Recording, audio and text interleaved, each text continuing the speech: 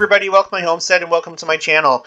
In this video we're going to talk about another sign in the heavens, this one also having to do with Jupiter, also having to do with an impact. It happened just last September 2021, and here's a picture where you can see the impact right here, this white light right here.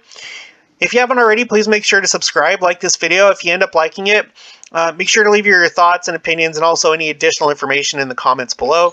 Also make sure to share this with anyone that you think might find this interesting. So I didn't know about this until a comment yesterday from my.christian. She says, so September 13th, 2021, something collided with Jupiter. I can't recall what. It was right after the Hebrew New Year, September 7th, I think, and just before Yom Kippur. Wasn't that also the same time President Trump made peace deals in the Middle East? I'm just going off memory. I should look it up before I post. It's okay. That's my job, is to do all the research. But thanks for bringing this up. Thank you for sharing. This is very cool. Well, thank you for sharing, because I probably wouldn't have really known about this, or it would have taken me a while to realize that this happened. So let's just get into it. Earth sky. An article on Earth sky. Impact on Jupiter surprises skywatchers.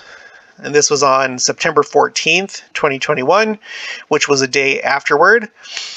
Photographers capture an impact on Jupiter. Observers around the globe were surprised on September 13th, 2021, when they witnessed an apparent impact on the giant planet Jupiter. A bright flash of light distracted them from their observing target. So they were watching something else when this happened. And what they were watching was an ongoing transit of the shadow of the Jovian moon Io across the face of Jupiter. A couple of lucky astrophotographers managed to snap images of the flash. So they were watching something completely different, and then they got a surprise. And this is really cool for the people that observed it. So here's that picture we were just looking at with the impact right here. I guess the explosion that's causing that light. Here is a different picture also showing the same impact and explosion. Okay, skywatchers with telescopes from all parts of the Earth are poised to view Jupiter following the impact, because they're hoping to spot a dark mark or temporary scar resulting from the impact. That's what happened during the best known impacts on Jupiter, which happened in July of 1994. Comet Shoemaker-Levy 9, and we did a video about that just recently, and that's the one that that Amanda was actually commenting on. Comet Shoemaker-Levy 9 blazed a path directly toward Jupiter. Professional observatories were ready to catch the resulting collision. Shoemaker-Levy 9 left an entire trail of debris across the gas giant planet as Jupiter's intense tidal forces tore it to pieces. And here's that picture that we were looking at in that previous video. You can see the scars that were left behind right here. So it really left a mark, and it wasn't permanent. If I remember right, it was only like a couple weeks that this lasted before they disappeared and everything returned to normal, but pretty dramatic nonetheless. Okay, so the timing was actually pretty interesting. So here we're looking at 2021, and this happened on the 7th of Tishri. Now, that's one thing, first of all, that I find interesting, is that it happened on the 7th day of the month. So we know that 7 is a special number. But like Amanda pointed out, it's interesting because this is happening between Rosh Hashanah and Yom Kippur, or otherwise known as the Feast of Trumpets and the Day of Atonement. So I've done videos about this before, but if you're not familiar, Rosh Hashanah is essentially like the main New Year. They actually have a few New Years, but this is the one where the date actually changes. So this is the Jewish New Year, Rosh Hashanah, but it's not just the New Year, it's a spiritual holiday. It begins a period called the 10 Days of Awe. So on Rosh Hashanah, there's like basically a call to repentance, or a call to for preparation for the next 10 days leading up to the Day of Atonement. And what you're supposed to do is Well, essentially make amends and in trying, because like on Rosh Hashanah, it's believed that your name is written in either the Book of Life or the Book of Death. So you have two groups, but then you also have a middle group that haven't been written in either book yet. And so they have the 10 days of awe to try and fix things and make it so that they end up in the Book of Life. Because on Rosh Hashanah, your name is written in the book, and then on the Day of Atonement, Yom Kippur, it's sealed. Okay, so this is a very special time. It's a very special time. Yom Kippur would have been the day that the high priest, back in Old Testament times, the one day that he would go into the Holy of Holies. So it's a very special, sacred day. So not only did it happen on the 7th day of the 7th month, Tishri is even though it's the new year, just the way that their calendar works, this is considered the 7th month. So it happened on the 7th day of the 7th month, and it happened during the 10 days of awe. So it is interesting timing. And then there's a few more interesting things about it. Let's move on. Now this article, this is sometime later, September 20th, something big just hit Jupiter. Here's some more of those pictures. In 1994, the comet Shoemaker-Levy 9, SL9, impacted Jupiter, which had captured the comet shortly before and broken apart by its gravity. The event became a media circus, as it was the first direct observation of an extraterrestrial collision of solar system objects. Okay, so a first. And not only was it a first, but I'll point out, and you'll see as I go through these tabs, really big and really dramatic. The impact was so powerful that it left scars that endured for months. Oh, geez, okay, I thought it was just for a couple weeks. So those scars endured for months and were more discernible than Jupiter's great red spot.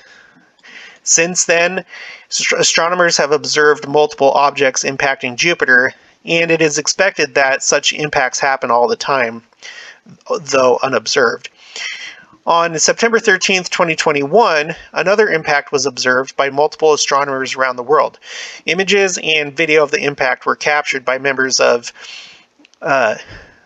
Société Lorraine d'Astronomie, SLA, in France. Okay, now I want to point out though, let me go ahead and move on to this tab, and then we'll go back. So impact events on Jupiter.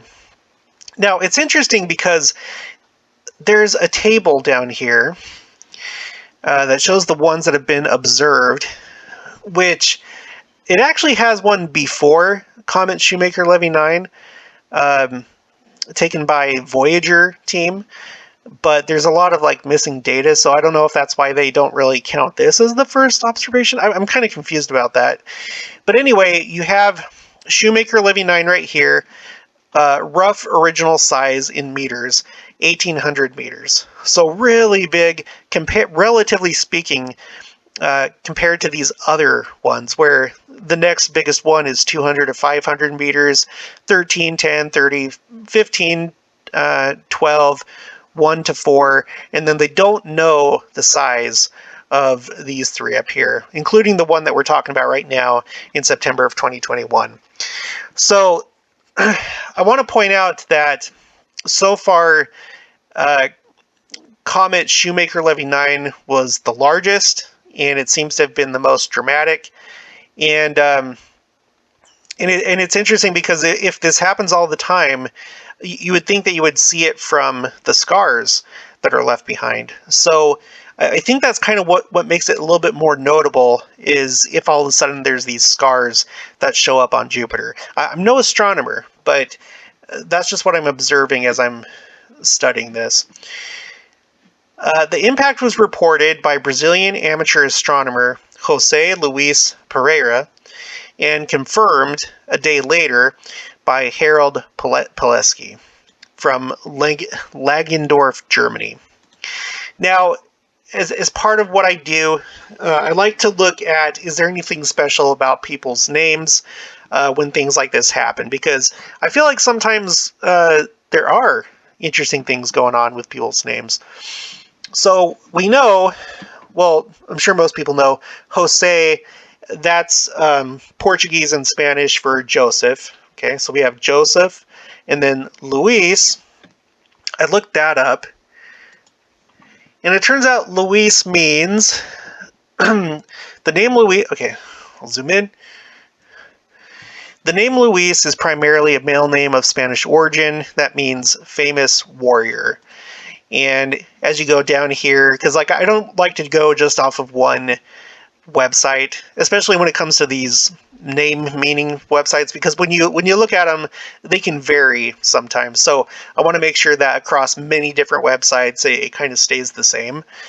Down here, familyeducation.com, the name Luis is of German origin and means famed warrior. It is the Spanish. It's the Spanish form of Louis, or Luis or Louis or whatever.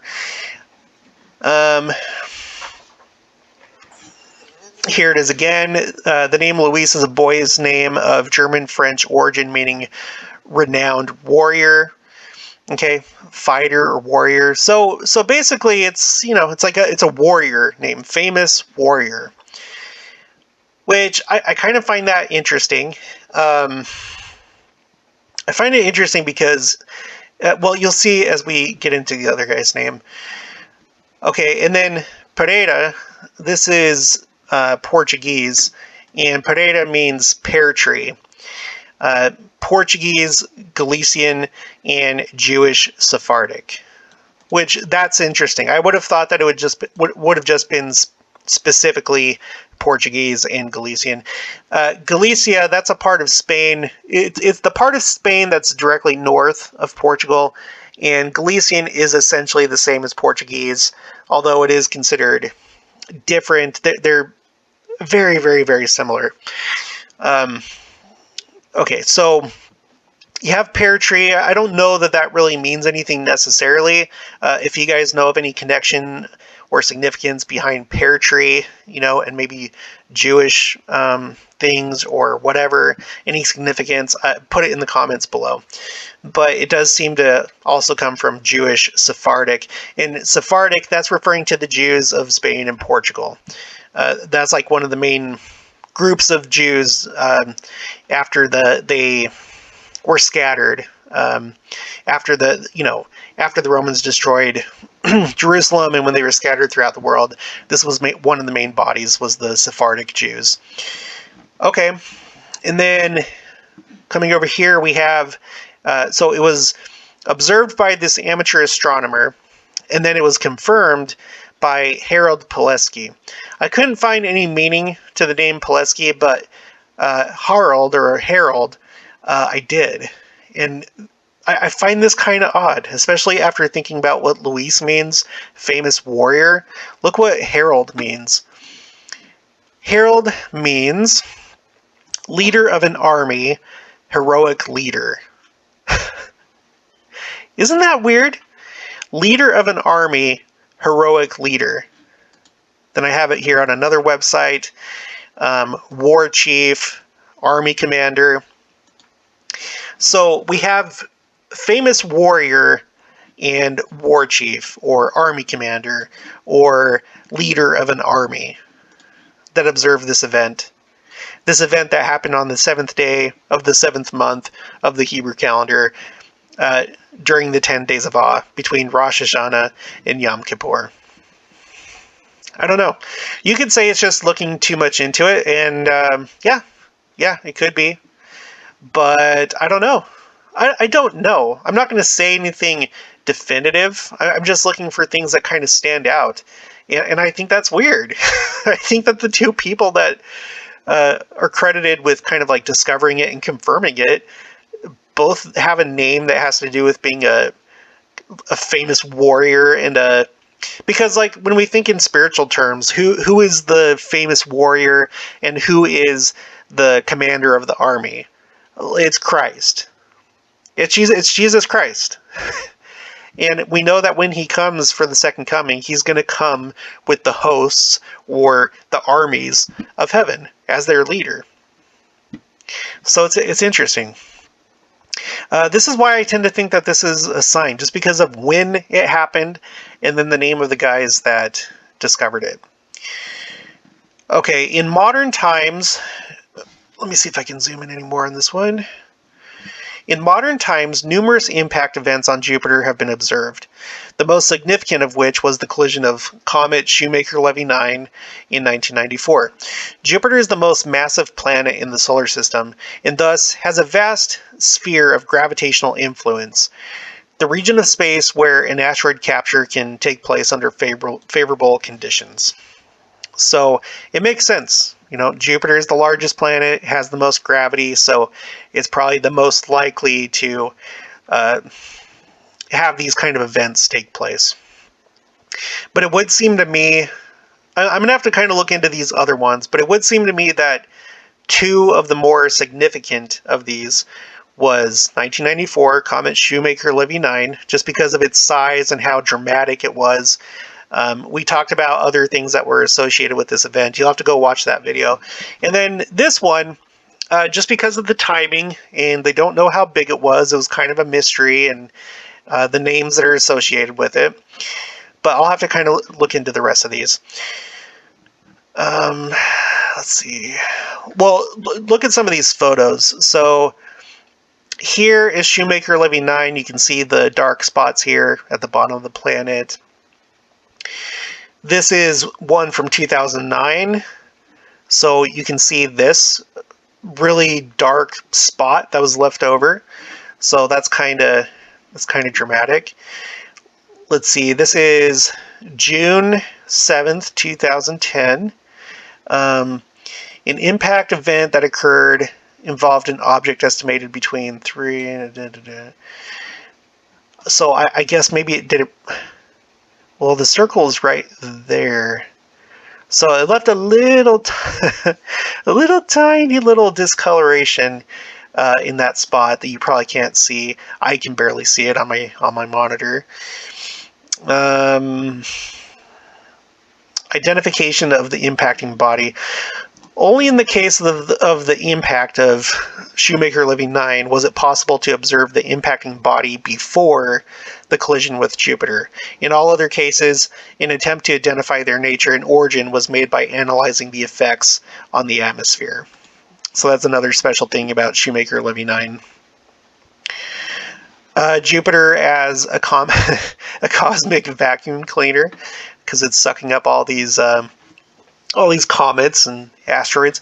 Okay, the collision of Shoemaker-Levy 9 with Jupiter, to which extensive media coverage was dedicated, brought the subject to public attention. Among the forms of communication aimed at the general public were the 1998 films Deep Impact by Mimi Leder and Armageddon by Michael Bay, neither of which were very good, in my opinion. Okay. Now, as far as what Amanda was saying about President Trump and the peace deal, I think she's referring to the Abraham Accords. So that's what I looked up, and that was pretty much all I was able to find. However, that happened on the 15th, of September 2020, whereas this happened on the 13th. So it's kind of in that same, it's within a couple days. So that could be somewhat significant, but it is on a different date. And then I looked here. Okay, so just out of curiosity, so the 15th would have been the 26th of Elul. So it wasn't even Tishri yet. This is like Elul is like the December, if you want to think of it that way.